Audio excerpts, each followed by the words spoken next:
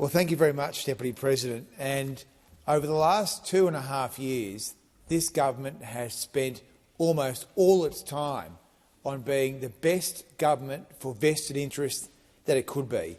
And I mean that in terms of shoveling money out the door to its mates, but also calibrating the policies and laws of the nation to suit the narrow vested interests of the union movement, the super funds and a few other gilded fellow travellers. Now, the problem with this agenda, of course, is that the people that miss out here are the Australian people.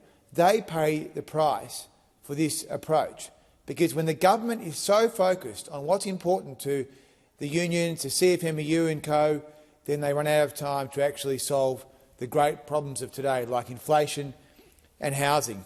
And just when you think that this government for vested interests couldn't get any better at being the government for vested interests, they cook up this plan called A Future Made in Australia, which should be called the future of rent-seeking and blood-sucking in Australia, where there will be a cavalcade of lobbyists down here on the Yass Road, on the road to Sydney, of lobbyists here with their hands out to take taxpayer funds to use in their businesses, which are already profitable and are in no need of a handout.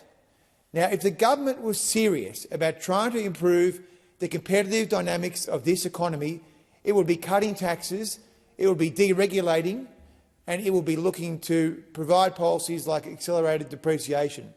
That is the way to improve the competitive dynamics of the economy. But instead of doing that, all it has done has been to increase the regulatory burden and increase taxes. It is no wonder that small business is dying under this government, and so they've come up with the policy of the ultimate cronyism. The future made in Australia, $23 billion of taxpayers' funds to be given to their mates and other various fellow travellers, which the Productivity Commission Chair, Danielle Wood, has said we risk creating a class of businesses that is reliant on subsidies, which also means we're going to give taxpayer funds to these bloodsuckers and they don't need it.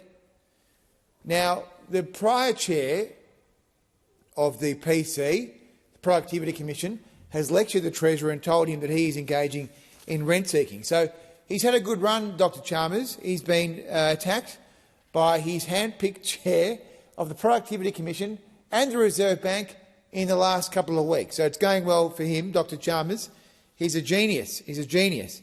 Now, of course, with this policy of institutionalised rent-seeking and blood-sucking, we will see, as we've already seen through the Senate committee submissions, every single organisation in the country come to Canberra with its hand out. We've seen with the submissions the gas companies, the caravan companies, the chocolate companies. I mean, seriously, this is not a country where the government pays you to do business.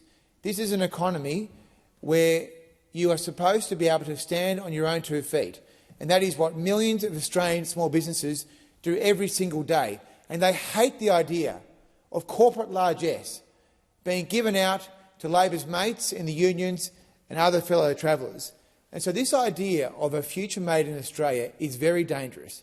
And I would have thought that the government would have learnt from their boondoggle disasters like the Reconstruction Fund. I mean, I'm still not sure what we're actually reconstructing from, but we've got a massive Reconstruction Fund which spends no money other than on its own board members. And then, of course, we've got the mother of them all, the Housing Australia Future Fund, which is about to try and partner with the CBUS Super Fund, which has got 3 CFMEU trustees on its board, which the Labor Party says it's desperate to put the CFMEU into administration, but we couldn't give a rat's about the CBUS Fund working with the Housing Australia Future Fund, which is going to receive taxpayers' funds. So this is a bizarre situation that we are in, where the government for vested interests runs the policy and the money for their mates.